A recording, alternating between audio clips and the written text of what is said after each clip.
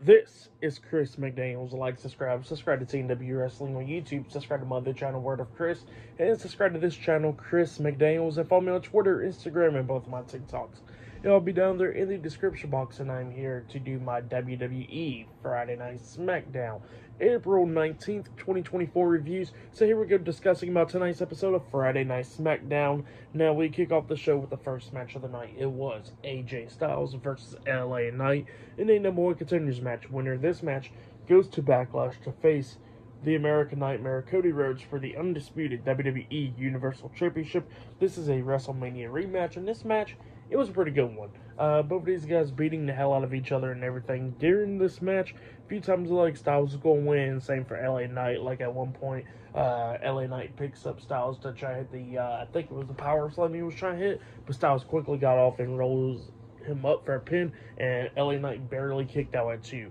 Well, then we see, like, Styles beating down LA Knight, like hitting a peg leg kick onto him. He gets on the ring apron, springboard off the top rope, try to hit the phenomenal forearm, but LA Knight ducks. Styles lands on his feet. Well, Knight picks him up for the power slam. After that, hits it onto him, and then he hits the big elbow drop onto him as well. Well, then he starts waiting for Styles to get back up to hit the BFT onto him, but Styles pushed him away and quickly got onto the ring apron.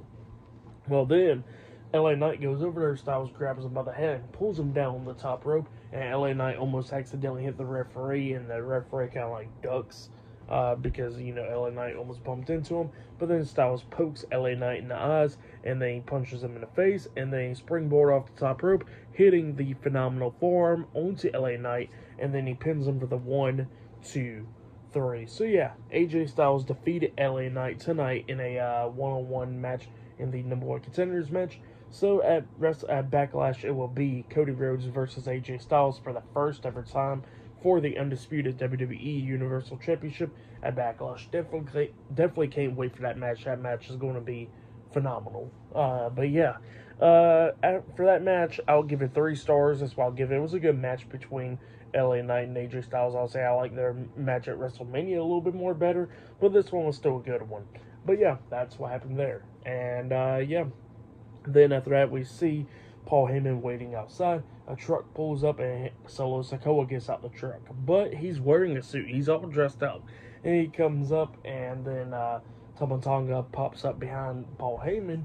And Paul Heyman's all scared and all that stuff. And then Solo pretty much says that, you know, Tama Tonga's in the bloodline now, and he welcomes him, and then he gave him a hug. And then Paul Heyman was trying to say something, but Solo cuts him off, and he says, "Is Kevin Owens here?"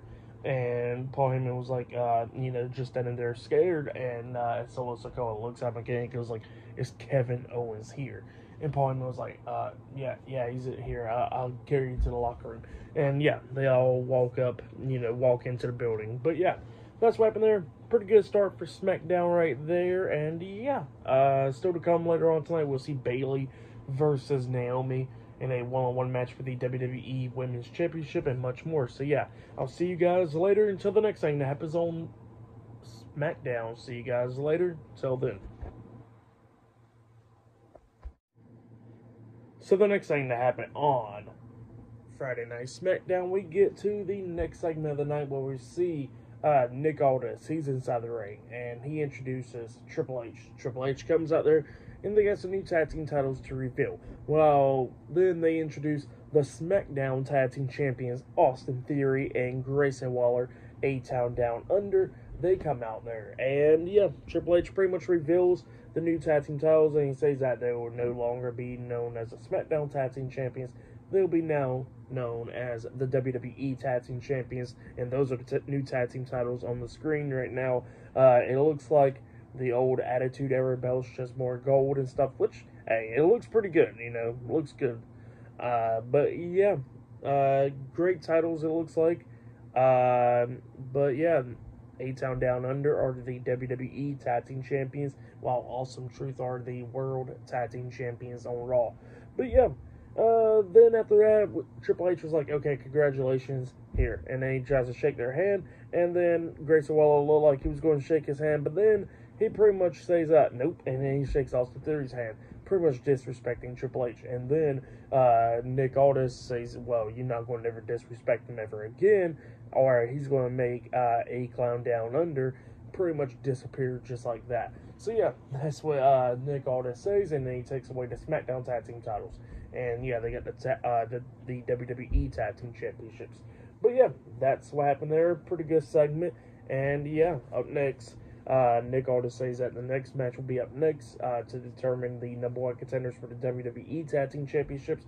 And yeah, they got the Fatal 4-Way Tag Team match up next. So yeah, I'll see you guys later. Till the next thing that happens on Friday Night SmackDown. See you guys later. Till then. So the next thing that happened on Friday Night SmackDown, before we talk about the next match of the night, we gotta talk about a segment that happened backstage. So yeah, we see Kayla Braxton interviewing Naomi backstage, and yeah, Kayla Braxton was asking about would it affect her friendship with Bayley, and Naomi said no, it would not affect her friendship with Bayley. But she says that, you know, this is the first time in 2 years that she's getting a one-on-one women's title match on SmackDown, and she's not going to be wasting this opportunity, and she's still going to do anything that it has to take to become the new WWE Women's Champion. That's what Naomi said. But then we get to the next match of the night. It was Montez Ford and Angelo Dawkins, the Street Profits, versus Pete Dunne and Tyler Bate, New Catch Republic, versus Razor Akam with Paul Ellering at ringside, the Authors of Pain, versus Humberto and Angel, Legado del Fantasma, in a Fatal 4-Way Tag Team #1 Contenders match. So yeah, winner of this match will be #1 contenders for the WWE Tag Team Championships. And maybe that match will happen next week or at Backlash. We don't know. But yeah, that's what's going to be happening. And we have the WWE Tag Team Champions, Austin Theory and Grayson Waller, A-Town Down Under, at ringside on commentary for this match. And yeah, this match, it was a damn good one. Everybody was beating the hell out of each other and stuff. There was a bunch of crazy spots in this match. At one moment, we seen, I think it was Tyler Bate and Pete Dunne that was on the top turnbuckle. And then the Street Profits gets up there as well. And yeah, they grabbed Pete Dunne, and then we see the Authors of Pain come up from underneath the Street Profits and hey, double powerbomb onto them off the second turnbuckle, and the Street Profits hit the double superplex onto Pete Dunne as well during that. And then that's when Humberto and Angel comes up, picking up Tyler Bate over their heads on the top turnbuckle, and they tossed him off the turnbuckle, making him doing the front flip senton onto the Street Profits and the Authors of Pain, taking all of them out as well. And yeah, just crazy moments in this match. Like at one moment we see New Catch Republic jump off the top turnbuckle, second turnbuckles with double moonsaults onto Angelo Dawkins and Humberto and stuff. And then we see Montez Ford jumping over the turnbuckle as well with a front flip senton onto the Authors of Pain as well, AOP. So yeah, just crazy spots in this match. And yeah, then we started seeing Legado del Fantasma taking control of this match. Like at one moment they threw Tyler Bate up in the air, Humberto does, and Angel does that punt kick to the chest onto him, and then that's when Humberto hits a suicide dive onto Pete Dunne outside the ring, taking him out. And then while Angel springboard off the second rope, hitting a moonsault onto Tyler Bate, he pins him. 1, 2, all of a sudden Montez Ford breaks up the pin at the count of 2 by jumping off the top turnbuckle, hitting a frog splash onto Angel, taking him out. And then we see Angelo Dawkins get tagged in. That's when the Street Profits hit their tag team finishing move onto Angel, that spinebuster neckbreaker combination onto him, and they pinned him for the 3 count. So yeah, the Street Profits defeated AOP, the New Catch Republic, and Legado del Fantasma tonight in the Fatal 4-Way Tag Team #1 Contenders match. So the Street Profits are the #1 contenders for the WWE Tag Team Championships. And then we see Bobby Lashley and B-Fab going out there celebrating with the Street Profits. Great match. I'll give that match 4 stars as well. I'll give it a great match between all 4 of these teams right here. Good stuff. But then, after that match ended, we see Byron Saxton interviewing the WWE Women's Champion Bayley backstage and asking Bayley about what does she think about Rhea Ripley relinquishing the WWE Women's World Championship this past Monday Night on Raw. And she says that she became more appreciative of the championship because she is the only women's champion in WWE right now. And yeah, she says that she's going to do whatever it takes to hold on to that title, including tonight. So yeah, that's what Bayley says. But then after that, we see Solo Sikoa and Paul Heyman backstage, and Solo said, "What did you find Kevin Owens' locker room?" And Paul Heyman was like, "No, I cannot find where Kevin Owens is at. I don't know where he's at." And Solo was like, "Okay," and then he walks away, and then Paul Heyman's following with them, and Paul Heyman was trying to tell him, "Look, I'm not trying to make you mad because you're the last person I want to piss off, but you gotta take orders from the tribal chief." And Solo was like, "Come on, let's go out there." And then Solo Sikoa and Paul Heyman walks out to the ring, and Tama Tonga is not with them. So yeah, we're going to see what Solo Sikoa and Paul Heyman got to say up next on SmackDown. So yeah, I'll see you guys later. Till then. So the next thing to happen on Friday Night SmackDown, we get to the next segment of the night where we see Solo Sikoa and Paul Heyman, the Bloodline. They come out there, and yeah, Solo Sikoa, well, Paul Heyman starts talking that first, and Paul Heyman was talking about how there's a bunch of politics backstage, and he says if he's ranked in the politicians, he's ranked, like, right there at the top. So yeah, that's what Paul Heyman was talking about, and then he was like, well, talking about bloodline issues and all that stuff. Let's go ahead and talk about it. And then everybody starts chanting Roman, and yeah, Solo was not happy about that, and because Paul Heyman was like, well, from the tribal chief, and then all of a sudden Solo just steals the mic out of Paul Heyman's hands, and then he kept on trying to talk, and then fans just booing the hell out of him, loudly as hell, and Solo kept on trying to talk, but, he can't freaking talk because the fans just booing the hell out of him. And then Solo says that, last week he lost a brother to gain a brother, and he was talking about how Tama Tonga is his MFT. That's what he was saying, and then all of a sudden, as soon as he sees Tama Tonga, we see Kevin Owens come flying out from the area and onto the stage, and he is busted open. Tama Tonga comes out there, and yeah, he done beat up Kevin Owens backstage, busted him open. Security guards and stuff trying to help Kevin Owens up and try to stop this going on. Tama Tonga walks into the ring, and then Kevin Owens is like getting carried out pretty much from that brutal attack from backstage that we didn't see yet. And Solo was talking about how Tama Tonga is in the bloodline and all that stuff, and while he was doing that, Kevin Owens pushes everybody away, and then he comes running back down to the ring, and he drags Tama Tonga out of the ring, and he's going at it with him. He's beating him down and all that stuff, but then Solo gets out the ring, throwing KO to the steel steps. They throw him into the ring.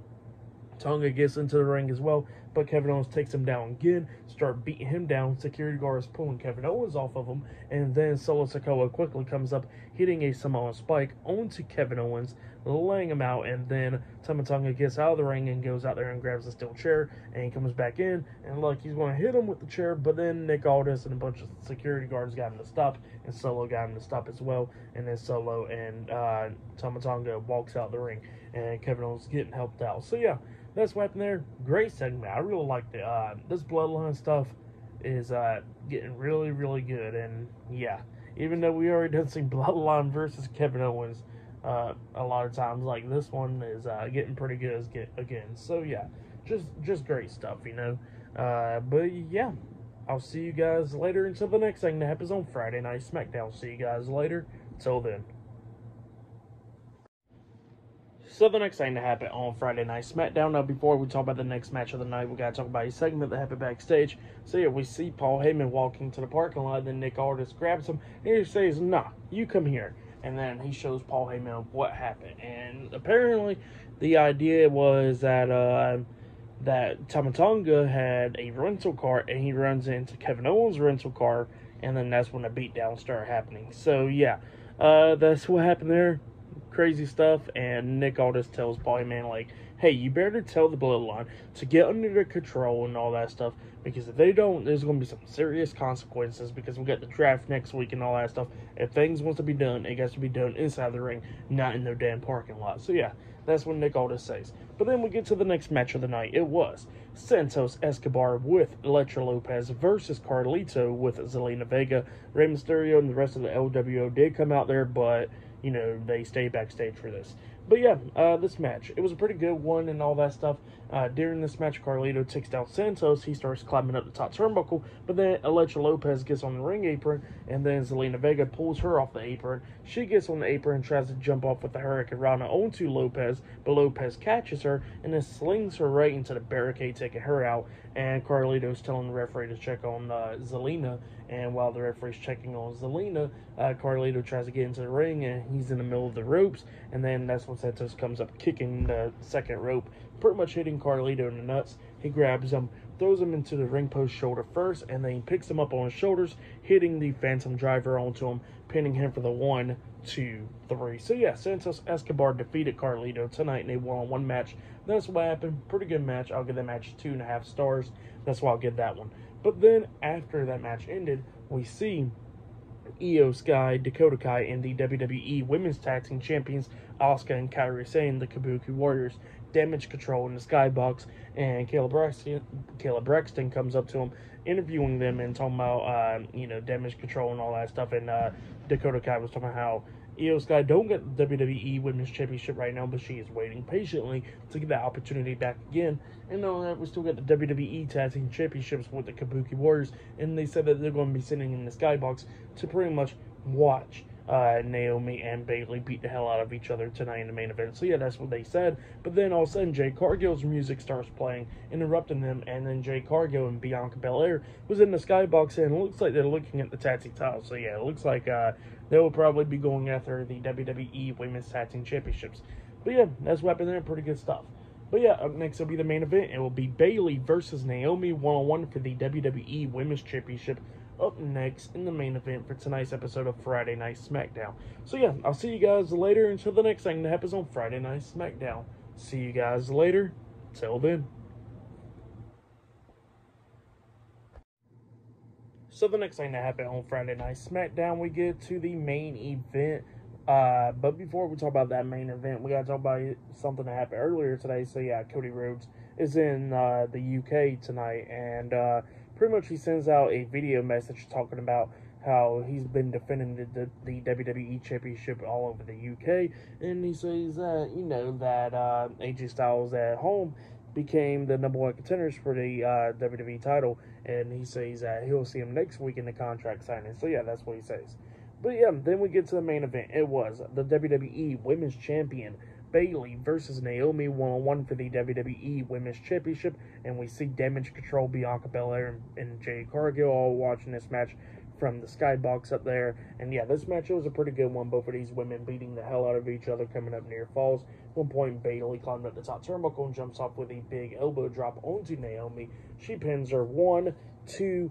Naomi barely kicking out at 2. At one point, Bayley had Naomi in the corner, and Naomi tries to roll her up for a pin, but she kicked out at 2, and Naomi had a submission hold locked on with the arms pulled all the way back and all that stuff. But Bayley got to the ropes and everything. They end up going outside the ring, going at it, and then at one point, Bayley hits the Bayley to belly onto Naomi on the announce table, laying her out. Referees up to like at the count of 7 or 8, but then Bayley gets attacked from behind by Tiffany Stratton, and then she starts beating down Naomi. So I guess this match ended in a no contest because of Tiffany Stratton. So Bayley is still the WWE Women's Champion, and then Tiffany Stratton's beating down Bayley and Naomi outside the ring. She throws them both inside the ring, lays them right next to each other, and then hits the prettiest moonsault ever onto Bayley and Naomi at the same time. And yeah, Tiffany Stratton standing tall, laying out Bayley and Naomi tonight at the end of SmackDown. And Bianca Belair and Jade Cargill's not happy about this, and Damage Control's laughing. So yeah, that's what happened there for that match. And what happened after the match, I'll give it all 3 stars. That's what I'll give it. But yeah, that's what happened there for match of the night. I gotta say, was that Fatal 4-Way Tag Team #1 Contenders match. That was match of the night. But tonight's SmackDown, it was a pretty good episode. Definitely with the Bloodline stuff, I'll give it all 9 stars. That's what I'll give it. It was good stuff. But yeah, that has been my Friday Night SmackDown reviews. Like, subscribe to Team W Wrestling on YouTube, subscribe to my other channel, Word of Chris, and subscribe to this channel, Chris McDaniels. And follow me on Twitter, Instagram, and both of my TikToks. I'll be down there in the description box. And I'll be talking about AEW Dynasty this Sunday, so yeah, look out for that. And yeah, I'll see you guys later. Till then.